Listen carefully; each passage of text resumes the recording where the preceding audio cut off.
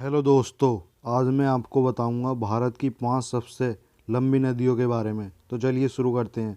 First number की बात करें तो फर्स्ट नंबर पर आती है गंगा नदी। भारत में गंगा नदी के नाम से जानी जाने वाली नदी हिंदुओं के लिए सबसे पवित्र नदी है और गंगा नदी को देवी के रूप में पूजा जाता है। यह उत्तराखंड के गंगोत्री से निकलती है और बंगाल की खाड़ी में मिल जाती है। गंगा नदी की कुल लंबाई 2525 किलोमीटर है। गंगा नदी भारत की सबसे लंबी नदी है और यह दुनिया की तीसरी सबसे बड़ी नदी है। सेकंड नंबर की बात करें तो सेकंड नंबर पर आती है गोदावरी नदी।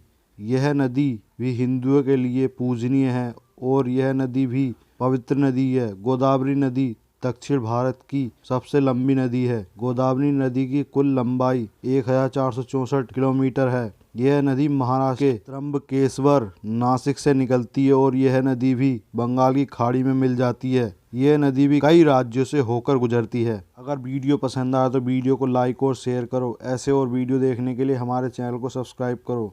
चलिए चलते हैं थर्ड नंबर की ओर।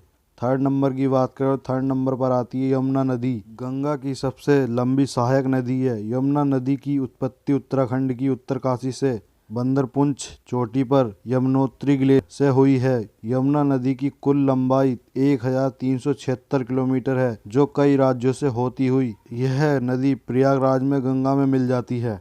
फोर्थ नंबर की बात करें तो फोर्थ नंबर पर आती है नर्मदा नदी, जिसे रेवा भी कहा जाता है। भारत की सबसे बड़ी पश्चिम में बहने वाली नदी है। यह भारत की 7 पवित्र नदियों में से एक है। नर्मदा नदी की उत्पत्ति मध्य प्रदेश के अमरकंटक पर्वत से हुई थी। नर्मदा नदी की लंबाई 1312 किलोमीटर है। इस नदी की उत्प्रेक्षण कई प्राचीन लिपियों में किया गया है। नर्मदा नदी अरब सागर में विलीन हो जाती है। फिफ्थ नंबर की बात करें तो फिफ्थ नंबर पर आती है कृष्णा नदी, जिसे कृष्णा वन भी कहा जाता है। इस नदी की उत्पत्ति महाराष्ट्र के महाबलेश्वर के पास पश्चिमी घाट से हुई थी, जिसकी लंबाई 1300 किलोमीटर है। यह कई राज्यों से होती हुई गुजरती है और बंगाल की खाड़ी में मिल जाती है।